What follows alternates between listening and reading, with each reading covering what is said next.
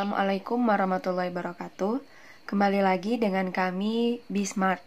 Oke, kali ini kami akan membahas materi tentang sudut relasi pada trigonometri, yang mana ini merupakan salah satu request dari sahabat kita, sahabat Bismart, yang menanyakan materi tentang trigonometri, khususnya pada materi sudut relasi. Nah, sebelumnya sebelum kita membahas mengenai sudut relasi pada trigonometri ini, yaitu kita perlu mengenal ada beberapa kuadran dalam trigonometri, di mana di dalam trigonometri itu terdapat kuadran 1, kuadran 2, kuadran 3, dan kuadran 4. Nah, yang pertama di sini adalah 0, 0, 90, 180, 270, dan kembali lagi dia ke 360. Nah, antara 0 dan 90 ini dikenal dengan kuadran 1. Antara 90 dan 180 itu adalah kuadran 2. Antara 180 dan 270 itu dikenal dengan kuadran 3, dan 270 antara sudut 270 dan 360 ini itu dikenal dengan kuadran 4.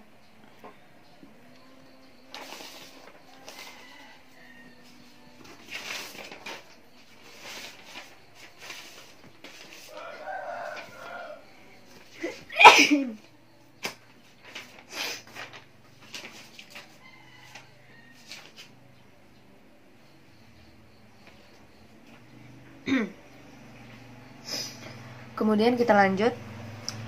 Untuk kuadran 1, teman-teman harus ingat bahwa di kuadran 1 untuk nilai kuadran 1 ini untuk mempermudah kita menghafal di dalam kuadran 1 sin cos tan, kuadran 2 sin cos tan, dan seterusnya. Kalau untuk kuadran 1 berarti itu semua.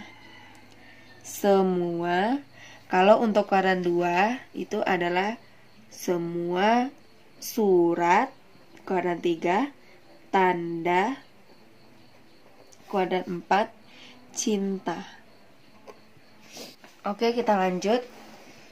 Nah, apa arti dari semua surat tanda cinta ini?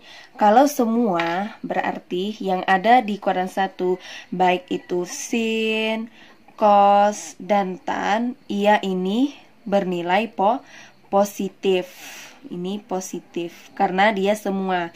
Ingat, ini untuk kuncinya, semua berarti sin cos tannya positif. Nah, kemudian untuk kuadran kedua, ini surat, berarti yang kita lihat yang di depannya adalah S, berarti sinnya yang positif. Maka sinnya yang positif. Selebihnya negatif, berarti untuk cos tan berarti dia negatif. Baik itu kotangnya nanti dia negatif juga. Intinya kalau di kuadran 2 cuman sinnya yang positif. Nah, kemudian kuadran 3 tanda berarti menunjukkan tannya yang positif. Berarti tan itu positif. Berarti selebihnya negatif. Sinnya negatif, cosnya negatif. Kemudian kuadran 4 cinta berarti C. C adalah cos, berarti cosnya yang positif, selebihnya negatif. Sinnya negatif, tannya juga negatif. Berarti perlu teman-teman ingat untuk kita mempermudah kita menghafal pada kuadran-kuadran ini, yaitu semua untuk kuadran 1, surat kuadran 2, tanda kuadran 3, dan cinta kuadran 4, atau semua surat tanda cinta.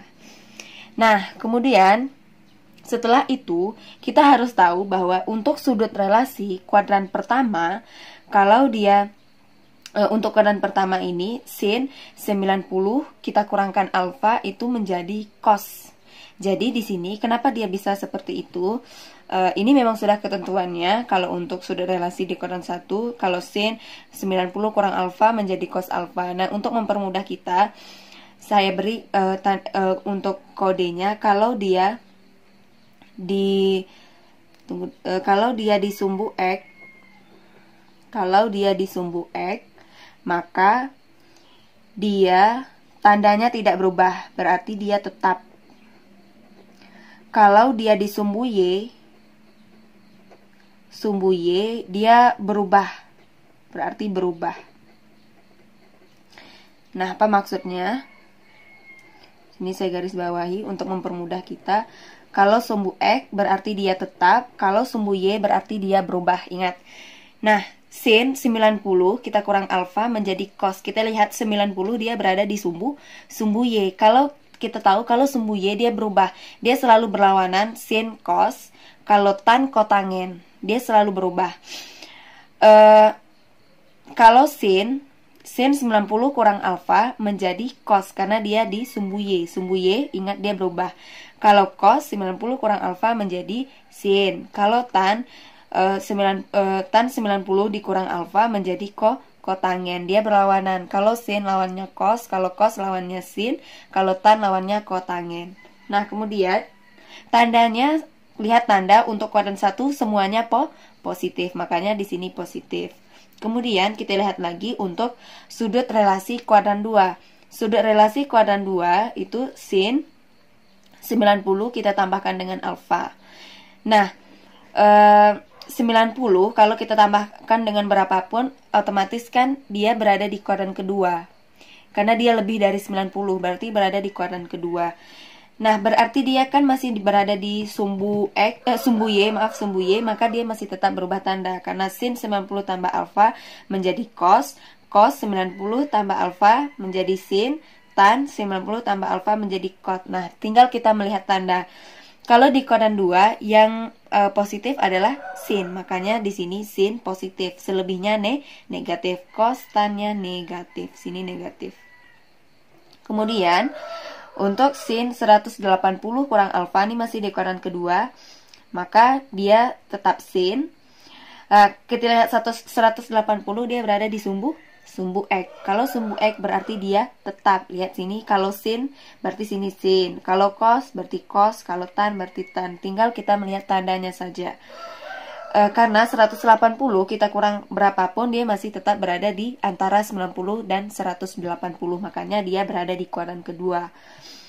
Nah, karena kuadran kedua yang positifnya hanya sin saja, maka kostannya negatif.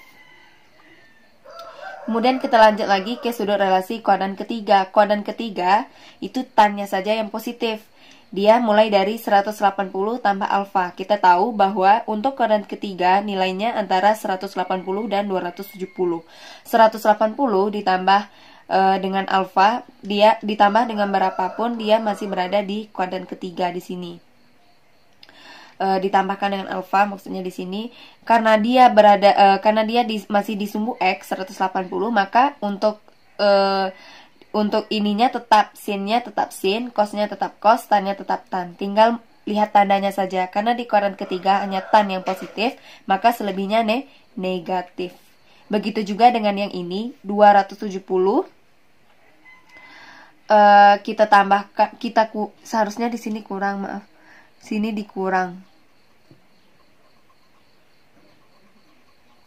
Ini saya salah tulis. 270 kita kurangkan dengan alfa karena berarti dia masih berada di kuadran ketiga. Berarti dia 270 sudah berada pada sumbu Y. Kalau sumbu Y maka dia berubah di sini. Sin jadi cos, cos jadi sin, dan tan jadi kotangen. Karena di di kuadran ketiga itu hanya tan yang positif, maka tan saja yang positif di sini. Tan positif, selebihnya sin negatif, cos jadi negatif.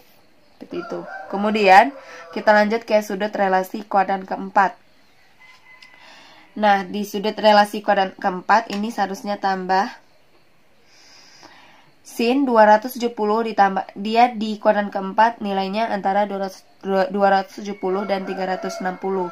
Maka 270 ditambahkan dengan alfa, dia berada pada kuadran keempat. Berarti dia masih di sumbu Y, maka dia berubah, sin jadi cos, cos jadi sin, tan jadi kotangen. Ingat, pada kuadran keempat hanya cos saja yang positif, makanya cos di sini positif, selebihnya negatif. Begitu juga dengan yang ini, sin 360. 360 berada di sumbu X, maka dia tetap. Sin jadi sin, cos jadi cos, tan jadi tan. Hanya kita lihat tandanya saja. Kalau dia di kuadran keempat, hanya cos saja yang positif. Makanya cos ini positif, selebihnya negatif.